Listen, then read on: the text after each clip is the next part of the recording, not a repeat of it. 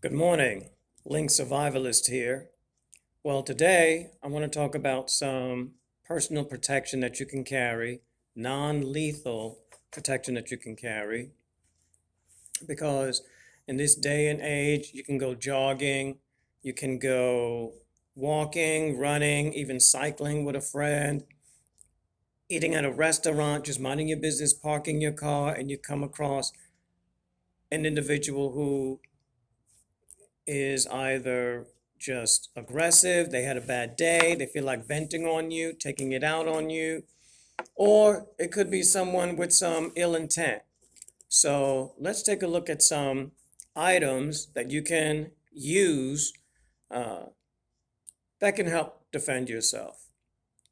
Let me put out this disclaimer that, first of all, whatever you use on a potential assailant, if someone has physically assaulted you or is physically assaulting you or is badgering you or anything like that, the first thing that you want to do is, there are options. There's either fight or flight. If you can get away, and get out of the situation, then please do so. And the second thing that you need to realize is that if you're going to take the fight option, you can be overpowered, and the very thing that's in your hand can be used against you. So let's just be mindful of that. I am one to uphold the Second Amendment. I do believe that every American has the right to bear arms, but bearing arms and using arms are very different things.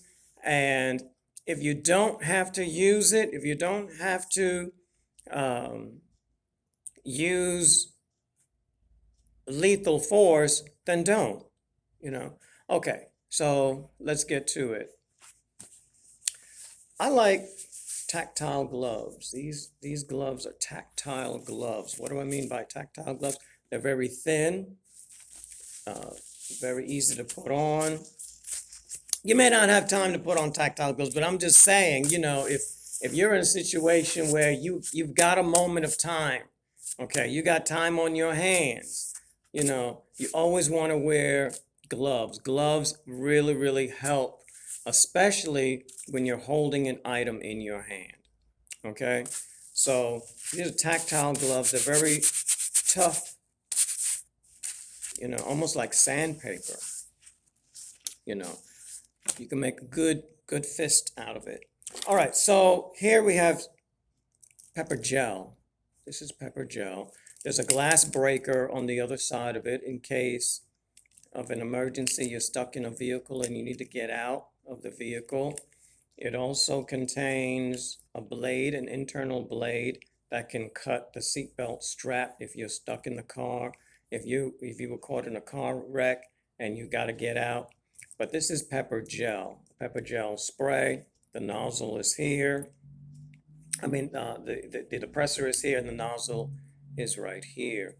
So I'm an advocate, a very strong advocate of pepper gel as opposed to pepper spray. Pepper spray is not always going to be your friend, especially if used outdoors and there's wind blowing. The pepper gel can very well come on you, and you alone are the victim of your own demise. So pepper gel, on the other hand, pepper gel, what it does is it hones specifically on the target, the intended target. There's no spray, it's just a stream of, of gel. Okay. Also, like this particular one, it has a glow in the dark feature. So it has under ultraviolet light. You can see the assailant. If someone tried to rob you, someone tried to assault you, then it's very easy for the cops to identify that person. Their whole face is just, even though they may have wiped it off, which is another feature of the gel, very difficult to wipe off as opposed to the spray. That person's just going to be covered in neon orange or neon green. Yeah. All right, so here's another item here. Now you need to realize every state has its own laws.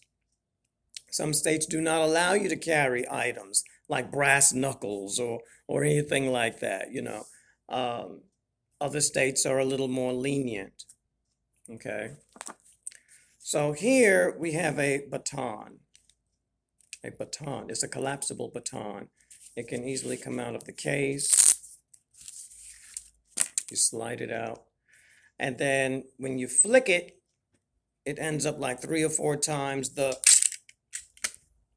length of the original holder itself. Yeah. So this one in particular is about 2 feet in length. Yeah, about 2 feet in length. But keep in mind, training is required, practice is required. Observe local laws and regulations. You don't want to break the law just defending yourself. Okay, just by defending yourself, you don't want to break the law. Now here we have a laser light pen. If there's time enough, you can actually, I'm not going to turn it on, but if there's time enough, this can actually be honed in on the assailant's eyes, and it does cause temporary blindness. I do not advise people to walk around with military grade weaponry at all, because permanent damage and lethality is greatly increased. Lastly, we have your good old-fashioned pocket knife. But remember, if you can flee, do so. Fleeing is always better than fighting. Any kind of fight, you are assuming risks of injury that the assailant will put on you. Okay, it's always easier to flee a situation. If you cannot flee and you are defending, you're saving your own life, please do so. I will continue this series very shortly. Thank you for your time and your attention.